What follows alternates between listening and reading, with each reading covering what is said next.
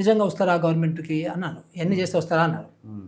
అమ్మ లాభం లేదని చెప్పేసి నేను కొంతమంది దగ్గర డొనేషన్ తీసుకొని తర్వాత మళ్ళీ సీఎం గారు డబ్బులు ఇచ్చారు దానికి. ఓకే. సో తీసుకుని ఆరుట్లలో స్కూల్ మొదలుపెట్టాను. ఆరుట్ల రంగారెడ్డి జిల్లాలో. ఫోటోస్ అవన్నీ చూసా. యా ఎగ్జాక్ట్లీ మొదలుపెట్టాను. మీకు తప్పకుండా చెప్పాల్సింది ఇది.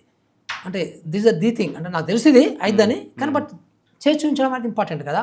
అక్కడ మీకు 600 మంది పిల్లలు ఉండే ఆ క్యాంపస్ని తీసుకున్న క్యాంపస్ మొత్తము తెలంగాణ పబ్లిక్ స్కూల్ మోడల్లో. ఆ క్యాంపస్లో మీకు ఒక ప్రైమరీ స్కూలు, 2 జిల్లా పరిషత్ హై స్కూల్లో, ఒక మోడల్ స్కూల్ ఉంది, ఒక అంగన్వాడీ సెంటర్స్ ఉన్నాయి, 2 అబాండెండ్ బిల్డింగ్స్ ఉన్నాయి. ఎన్ని ఎకరాలు అండి? 6 ఎకరాలు. సో 2 హాస్టల్స్ ఉన్నాయి. గమ్మత్తుగా దాన్ని మొత్తం మోడర్నైజ్ చేశాను. ఇప్పుడు నేను అనుకున్నట్టుగా 52 అంశాలు. ఇంకా పూర్తిగా ఇంకొక 5-6 అంశాలు ఉన్నవి. అవి అయిపోతాయి ఇంకో 1 మంత్లో. అక్కడ మీకు అన్ని స్కూళ్ళలో కలిపి 600 మంది ఉంటే జూన్ 12న రీఓపెనింగ్ అయితే జూన్ 20th కల్లా 2000 మంది పిల్లలు అప్లై చేశారు. 2000. అరే బాబు తీసుకోకండి, 2000 తీసుకుంటే ఉన్నారు. మేము పోయి ఆపేసేసి 1600 రిసీవ్ చేసాం. యాక్చువల్గా డిజైన్ చేసింది 1500కే, 1600 రిసీవ్ చేసేసాం. అంటే పిల్లలు వస్తారు. అందులో మీకు 72% మంది పిల్లలు ప్రైవేట్ నుంచి వచ్చారు, not from government. 72%. So Arutla నుంచి, ఇంతకుముందు ఆరుట్ల నుంచి బస్సులు మీకు ఇబ్రాహీంపట్నం పోయేటివి, నియరెస్ట్ టౌన్ 20 కిలోమీటర్ ఉంటుంది. ఇప్పుడు రివర్స్ అయింది, ఇబ్రాహీంపట్నం నుంచి బస్సు ఇక్కడికి వస్తుంది. ఎస్ ఎగ్జాక్ట్, నువ్వు పోవాలి ఒకసారి అక్కడికి. సో డెమాన్స్ట్రేషన్ చేసాం అనమాట, దిస్ ఇస్ పాసిబుల్ అని. సో అందుకని సీఎం గారు కూడా ఇమ్మీడియట్ సీఎం గారికి అర్థమైంది. సో నవ్వు ఇప్పుడు మనకు 100 కాన్స్టిట్యున్సీలో ప్రతి కాన్స్టిట్యున్సీకి 2 స్కూల్, ఒక మండలము 2 స్కూళ్ళు శాంక్షన్ చేశారు. ఇప్పుడు ఒక మండలము ప్రతి నియోజకవర్గానికి ఒక మండలము, ఆ ఒక మండలంలో ఆ ఒక మండలంలో 2 స్కూళ్ళు. అంటే ఉన్న స్కూల్లే మనం కొత్త కడతలేము, ఉన్న స్కూల్నే కొత్త ఇంకా అడిషనల్ క్లాస్ రూమ్స్ యాడ్ చేస్తాము. So games and sports add చేస్తాము. సో మొత్తం క్లాస్ రూమ్ని మంచి చక్కగా చేస్తాము. కొంచెం ల్యాండ్స్కేపింగ్ చేస్తాము. తర్వాత కాంపౌండ్ వాళ్ళు పగడబంది కడతాము, పగడబంది గేట్ ఉంటాయి, సేఫ్టీ అండ్ సెక్యూరిటీ అన్నీ నేను ఇందాక చెప్పిన 52 అంశాలు.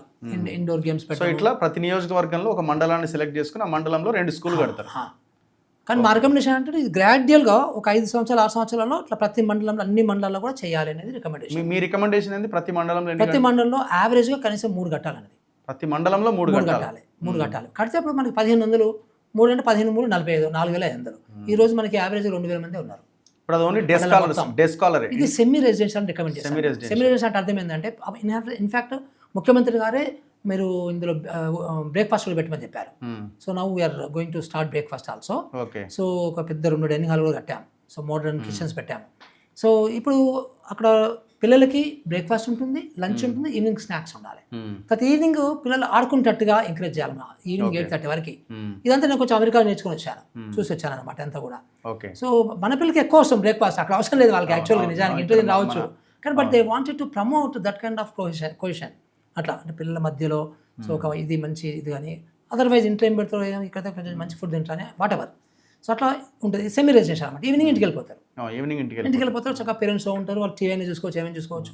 సో హ్యాపీగా ఉంటారు. మళ్ళీ మార్నింగ్ 8 కల్లా వస్తారు ఆఫీస్కి. సో మీరు ఇచ్చిన దాంట్లో బడ్జెట్ ప్రకారం రాబోయే 5 సంవత్సరాలు కదా సార్?